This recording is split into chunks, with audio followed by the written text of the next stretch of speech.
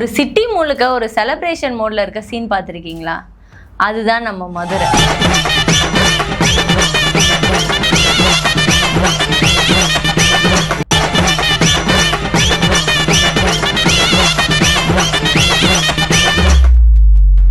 நம்ம பேச போறது வெறும் ஃபெஸ்டிவல் பத்தி மட்டும் இல்ல, அங்க இருக்க மக்களோட எமோஷனல் பத்தி தான். அதுதான் மதுரையில நடக்கிற சித்திரை திருவிழா.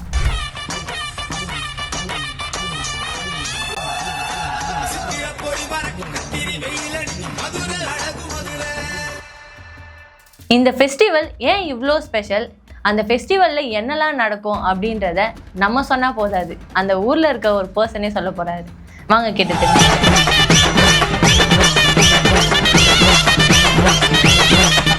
இப்போ மதுரையில் சித்திரை திருவிழா நடக்குது. அந்த ஊர் என்ன மாதிரி செலிப்ரேஷனில் இருக்குது? மதுரை நார்மலாகவே நைட் ஆனால் தான் ரொம்ப வைப்பாக இருப்போம்.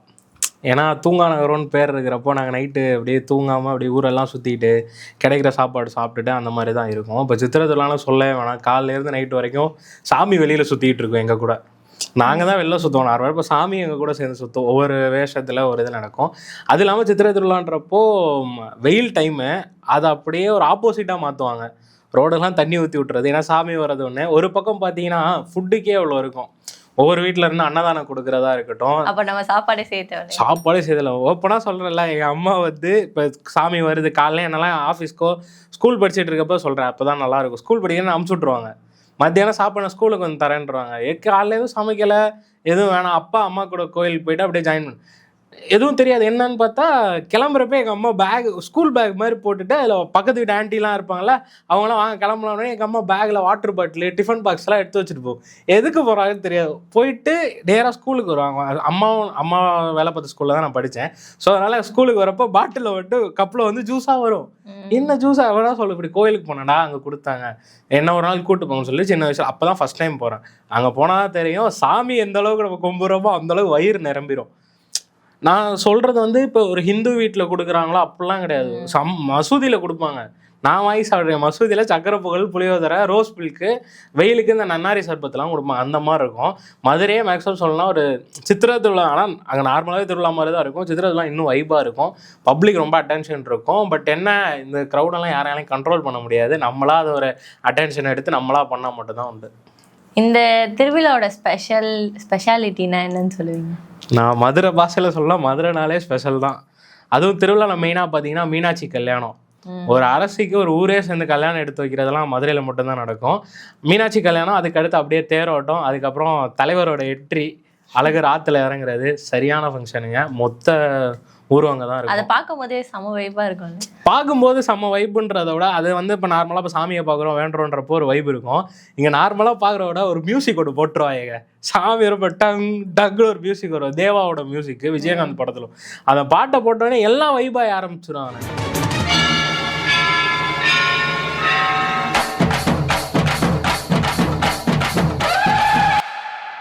கூஸ்பம்ஸாக இருக்கும். அதுவும் அந்த சீன் வரப்போ மட்டும் சாமி ஒரு மாதிரி ஷேக் பண்ணுவாங்க. ஷேக் பண்ண இவங்க என்ன பண்ணுவாங்க, ஆற்றுக்குள்ளே இருக்க ஃபுல்லாக தண்ணி அடிச்சு இது பண்ண ஆரம்பிச்சுறாங்க. போன திருவிழாக்கெல்லாம் நல்லா ஞாபகம் இருக்குது. அந்த டைம் தான் அந்த பிபிலாம் ரொம்ப ஃபேமஸ் ஆனது. வாயில் வச்சு திடீர்னு பார்த்தா பிபி தூக்கி எறிகிறாங்க, செருப்பு தூக்கி எறிவானுங்க, கூட்டத்துக்குள்ளே என்னென்னமோ நடக்கும். அதெல்லாம் நம்ம ப்ரிகாஷன் எடுத்து பண்ண வேண்டியது. பட் அது ஒரு என்ஜாய்மெண்ட்டாக சூப்பராக இருக்கும். எல்லாருமே வைப் ஆகுற ஒரு இடம். ஹிந்து, முஸ்லீம், கிறிஸ்டின் எல்லாமே இருக்கும். மதுரையில் அதே மாதிரி ஒரு ஸ்பெஷலாகவும் ஒன்று இருக்குது. ஒரு பாலம் இருக்கும். நம்ம பெரியார் பஸ் ஸ்டாப் கிட்ட இறங்கினோன்னா அந்த இடத்துல மேலே, அந்த பாலத்தில் மேலே நின்று பார்த்தீங்கன்னா ஹிந்து கோயில் இருக்கும், மசூதி இருக்கும், சர்ச் இருக்கும். 3 கோயில் அப்படியே தெரியும் ஒரே ஆங்கிளில். அது எங்கேயுமே அந்த மாதிரி கிடைக்காதுல்ல. சூப்பரான இருக்கும் அது. நான் வந்து மதுரையிலே பிறந்து வளர்ந்தவங்களாம் கிடையாது. மதுரையை வந்து படித்தேன், இப்போ அங்கே இருக்கோம். அதனால அந்த ஊர் ஒரு ஸ்பெஷலான ஒரு மாதிரி. அதே மாதிரி இந்த சித்திரை திருவிழா ஃபஸ்ட்டு ரொம்ப காலத்துக்கு முன்னாடி வந்து தனித்தனியாக தான் கொண்டாடினாங்க. ஒரு பக்கம் மீனாட்சி திருக்கல்யாணம் நடந்து முடிஞ்சதுக்கப்புறம் அழகர் ஊர்வலம் வருவார். இப்போ அது ரெண்டுத்தையுமே சேர்த்து ஒரே இதுவாக பண்ணுறது, அது என்ன மாதிரி?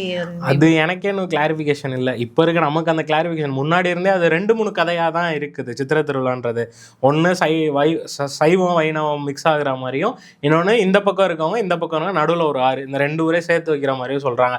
நமக்கு அதெல்லாம் தெரில. எந்த சாமியோ யாரோ என்னவோ எல்லாம் ஒன்றா இருக்கமா, அந்த ஒரு நாள் வந்து சேர்றோமா. எனக்கு இந்த டைமில் தான் கரெக்டாக விசுவாசம் படுறது ஒரு டைலாக் ஒன்று தோணும். கூட்டத்துல சாதி வேற நிக்கிறவன் வேற சாமியை பாக்குறதுக்கு ஒன்னா நிப்பான்ற மாதிரி அந்த கதை தான். இப்ப நான் நிக்கிறேன், என் பக்கத்துல ஒரு முஸ்லீம் நிப்பாங்க, அங்க சாமி அழகர் வராருன்னா எல்லாரும் கோவிந்தோ கோவிந்தோன்னு கத்துவாங்க, பக்கத்துல இருக்க அவரும் சேர்ந்து கத்துவாரு. அது பாக்குறப்ப நமக்கே ஒரு யூனிட்டி மாதிரி இருக்கும்.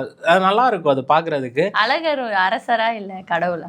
நம்மளை பொறுத்த வரைக்கும் அரசர். அவர் ஒரு ஆண் அரசர், மீனாட்சி ஒரு பெண் அரசர். அங்க அப்படிதான் நினைப்போம். மீனாட்சி வந்து ஒரு அம்மா மாதிரி தான் எடுத்துப்போங்க. அம்மா மீனாட்சின்னு தான் கூப்பிடுவாங்க இருக்கிறவங்களாம்.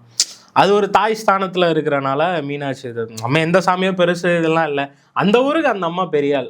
ஒரு பொண்ணு வந்து ஒரு ஊரே ஆட்சி பண்ணுதுன்றது எவ்வளோ பெரிய விஷயம். அதுவும் அந்த மீனாட்சியாலலாம் வேற மாதிரி இருக்கும். அந்த பேர்லேயே பார்த்துறீங்களே, மீனாட்சிக்கு வந்து அந்த கண்ணு அழகுன்னு சொல்லுவாங்க. அது அது ஒரு மாதிரி ஃபீலாக இருக்கும், ஒரு நல்லா இருக்கும் அது பார்க்குறதுக்கு. அழகரை வந்து எப்போவுமே நாங்கள் வந்து எங்களை மாதிரி ஒரு யங் ஸ்டேஜ் ஒரு பையனாக தான் பார்ப்போம். நம்மள மாதிரியே என்ன கோவப்பட்டு போகிறாரு. அங்கே மேக்ஸிமம் தான் மீனாட்சி தங்கச்சி கல்யாணம் ஆயிடுச்சு, வந்தார் கோவத்தில் தலையை நினச்சிட்டு போகிறாரு, அவ்வளோதான். ஏன்னா நம்மள மாதிரி இருக்குது. அது அந்த க்ரௌடும் அந்த மாதிரி தான் இருக்கும். யங்ஸ்டர்ஸ் அவ்வளோ பேர் இருப்போம் அந்த க்ரௌடில். யார் ஏதாவது தப்பாகும் அந்த மாதிரி இன்ன வரைக்கும் எதுவுமே நடந்தது. ஃபுல்லாக ஃபன்னு தான் நமக்கு. அது எந்த அளவுக்கு அவர் டிவைன் இருக்கோ அந்த அளவுக்கு ஃபன்னும் ஒரு பக்கம் இருக்கும். இப்போ இந்த திருக்கல்யாணம் நடந்தா இந்த மிராக்கிள் அந்த ஊர்ல கண்டிப்பா நடந்துரும். அது மாதிரி ஏதாச்சும் எக்ஸ்பீரியன்ஸ் பண்ணி? திருக்கல்யாணம் நடந்தாதான் மிராக்கிள்லாம் இல்லை. அங்க வந்து மதுரையில் சித்திரத்துல கொடியேத்துறாலே மிராக்கிளா தான் இருக்கும். எங்க கொடியேத்துறானா அடுத்த ஒரு மணி நேரம் 2 மணி நேரம் ஆட்டோமேட்டிக்கா மழை வரும். அது கரெக்டா டைமும் சொல்லுவாங்க, இந்த டைமுக்குள்ளன்னு. எனக்கு ப்ராப்பரா தெரியல, அது கரெக்டா அந்த டைமுக்குள்ள நடக்கும். அதுக்கு மட்டும் நடக்காது. அப்புறம் மீனாட்சி அம்மன் கழுத்துல தாலி ஏறின உடனேவும் மழை வரும். அதுக்கப்புறம் இன்னொன்று பார்த்தீங்கன்னா அந்த எதிர் சேவைன்னு ஒன்று நடக்கும். அழகர் வந்து அழகர் கோயில்ல இருந்து மதுரைக்கு வருவார். வர வழியில வந்துட்டு ஒரு பெருமாள் கோயிலில் இருந்துட்டு அடுத்த நாள் காலை தான் அந்த தங்க குதிரையில் போகிறோம். அந்த பெருமாள் கோயிலில் அந்த பல்லாக்கில் வந்து உள்ளே போன உடனே அடுத்த நிமிஷம் வெளியில மழை வரும். அது எல்லா வருஷமும் நடக்கும். நான் எல்லா வருஷமும் எக்ஸ்பீரியன்ஸ் பண்ணியிருக்கேன். நான் போன ஒரு 8-9 வருஷம் வரைக்கும் அந்த எல்லா வருஷமும் நான் எக்ஸ்பீரியன்ஸ் பண்ணியிருக்கோம். அதனால அது ஒரு மிராக்கிள் மாதிரி தான் தெரியும். என்ன நம்ம அரசியல் மீட்டிங்லாம் பார்க்குறவங்கள க்ரௌடு அதோட பயங்கரமாக இருக்கும். அந்த க்ரௌடு ஒரு சாமியை பார்க்கறதுக்காக அவ்வளோ பேர் வராங்க. ஒரு நம்பிக்கை தான், சாமி இருக்கு இல்லை அதெல்லாம் வேற, ஒரு நம்பிக்கையோட வர்றது. நீங்க சொன்ன மாதிரி 8 வருஷமா அந்த திருவிழாவை எக்ஸ்பீரியன்ஸ் பண்ணியிருக்கீங்க. அதுல ஃபர்ஸ்ட் டைம் போன எக்ஸ்பீரியன்ஸ் உங்களுக்கு எப்படி இருந்தது? ஃபர்ஸ்ட் டைம் தான் சொல்றேன். இப்போ ஆள் பார்க்க அப்படி பல்கா இருக்கிறோம். அப்பெல்லாம் சின்ன பையன், எங்க அப்பா தூக்கி கழுத்துல வச்சிருப்பாரு. தூரத்துல பாரு ஒரு கம்புல மல்லிகை பூவா கட்டி விட்டுருப்பாங்க. அது வந்துச்சுன்னா சாமி வருதுன்னு அர்த்தம். இது எங்க இங்க நிக்கிறோம்னா, இப்ப நான் வந்து கரெக்டா வடப்பள்ளி பஸ் ஸ்டாப்ல நிக்கிறேன்னா வலசரவாக்கம் வரைக்கும் அந்த கூட்டம் இருக்கும். அந்த கூட்டத்துல அந்த கம்பை தேடணும். அந்த கம்பை தேடணும்னா எங்க அப்பா என்னை தூக்கி கழுத்துல வச்சிருக்கணும். அங்க வச்சுட்டு இங்க இருந்து நம்ம பாக்குறோம்னா வரதுக்கு எப்படி 1 மணி நேரம் 2 மணி நேரம் ஆகும். அவ்வளவு நேரம் தோல்லே இருப்போம். அப்போ ஒரு பேரண்ட்ஸுமே அதை இன்ட்ரெஸ்ட் எடுத்து பண்ணுவாங்க. அம்மாலாம் வந்து நம்மளை க்ரௌடுக்குள்ளே பாதுகாக்கிறது. ஏன்னா சுற்றி இருக்கவங்களும் நம்மள மாதிரி பேரண்ட்ஸ் அவங்கள மாதிரி தானே வருவாங்க. எல்லாரும் அந்த க்ரௌடை பார்த்துக்கிட்டு அந்த ஃபஸ்ட் எக்ஸ்பீரியன்ஸே நம்ம ஒரு டைம் போயிட்டோம், சாமி பார்த்துட்டோம். அங்கே என்ன ஒரு டிஃப்ரெண்ட்டாக இருக்குன்னா, அந்த வெயில் டைம்னால அந்த தண்ணி பீச்சுறதுன்னு ஒன்று இருக்கும். மாலை போட்டவங்களாம் தண்ணி பீச்சும். அதெல்லாம் பார்க்குறப்ப அது நம்ம மேலே அடிக்கிறப்ப ஒரு எக்ஸ்பீரியன்ஸ் நல்லா இருக்குல்ல. அடிக்கிற வெயிலுக்கு டப்புன்னு ஒரு தண்ணி அடிச்சா அந்த மாதிரி இருக்கும். அது வந்து எக்ஸ்பீரியன்ஸ் பண்ணணுன்னே போவோம். சாமி சாயங்காலம் தான் ஒரு காலைல இருந்தே கூட்டத்துக்குள்ளே சுற்றிட்டு தான் இருக்குது. ஒரு இடமா சுற்றிட்டு ஓப்பனாக சொல்லணும்னா அங்கே போகிறதே அந்த சாப்பாடுக்காண்டி தான். சக்கரை பொங்கலும் புளியோதரை வெரைட்டி ரைஸாக போடுவாங்க. ஹோட்டலில் என்னங்க வெரைட்டி ரைஸ்? சித்திரத்துல மதுரையில் போடுவாங்க பாருங்க வெரைட்டி ரைஸ். ஜூஸ் எல்லாம் கணக்கே கிடையாது. பாதாம் பால், ரோஸ் மில்க்கு, மோர் எல்லாம் வெரைட்டியாக கிடச்சிட்டே இருக்கும். பிஸ்கட்ஸ் அதுன்னா நம்மளை மக்களே ட்ரை ஆக்கிடக்கூடாது. நம்மளே கரெக்டாக ப்ராப்பராக எல்லாம் மெயின்டைன் பண்ணி நம்மளும் அந்த வெயிலுக்குள்ளே தாக்கு பிடிச்சாதான். அப்படி தாக்கு பிடிச்சாதான் நைட்டு வரைக்கும் நிற்க முடியும், அடுத்த நாள் ஈவினிங் வரைக்கும் நிற்க முடியும். க்ரௌட் அவ்வளோ இருக்கிறப்ப அதெல்லாம் ப்ராப்பராக டைஜஸ்ட் பண்ணி எல்லாமே இருந்தால் மட்டும் தான் நம்ம. அதனாலேயே அந்த க்ரௌட் வந்து எக்ஸ்பீரியன்ஸ் பண்ணணுன்னே.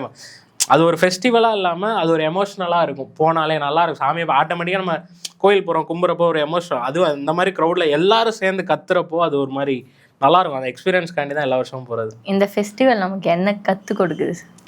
ஒரே விஷயம் தான், எல்லாரும் ஒன்றா இருங்கன்றதான் கற்றுக் கொடுக்குது. இப்போ இந்த ஸ்டோரியே பார்த்தீங்கன்னா 4 விதமாக எடுக்கலாம். சைவம், வைணவம், இந்த ஊர் அந்த ஊர், இந்த ஆற்றை நீ தாண்டக்கூடாது, நீ வேற நான் வேற, எல்லாத்தையும் ஒன்றா சேர்க்கறது தானே இந்த விஷயம்.